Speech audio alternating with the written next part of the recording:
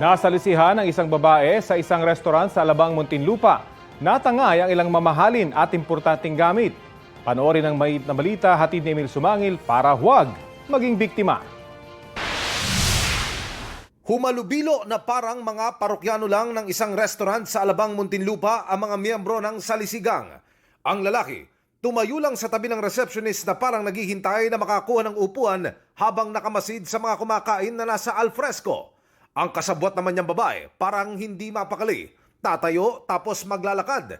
Dito unang napansin ng 21 anyos na biktimang si Bea ang babaeng suspect. She kept looking at me, but then I said to myself na wag na lang, baka she's just waiting for the takeouts. Umupo raw ang suspect sa tabi niya. Tingin pa rin daw ng tingin sa kanya pero dinedma lang ito ni Bea. She was dressed really nicely, nothing out of the ordinary. Maya-maya pa raw nang iserve na sa kanila ang mga pagkain, tumayo si Bea para silbihan ang pagkain ng kanyang mga kasama sa mesa at pagbalik niya sa kanyang pwesto.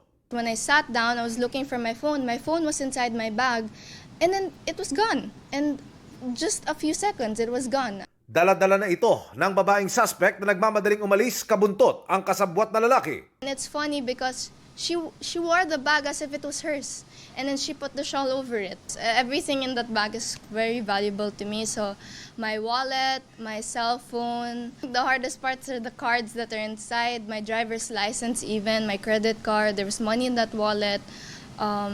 Obviously my makeup and all. So, and the bag in general was quite expensive. Inireport na ng mga biktima ang pangyayari sa Muntinlupa Police na ngayon nagsasagawa na raw ng investigasyon laban sa mga suspect.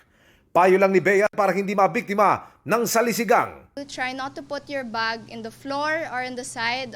Try to keep it really close by and always watch your surroundings. Try to limit using your phone even in the dining table because I think that was a problem for our family. We were using our phone for a while.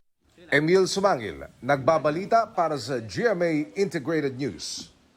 Kapuso, alamin ang maiinit na balita. Bisitahin at mag-subscribe sa GMA Integrated News sa YouTube. Sa mga kapuso abroad, samahan nyo kami sa GMA Pinoy TV at sa www.gmanews.tv.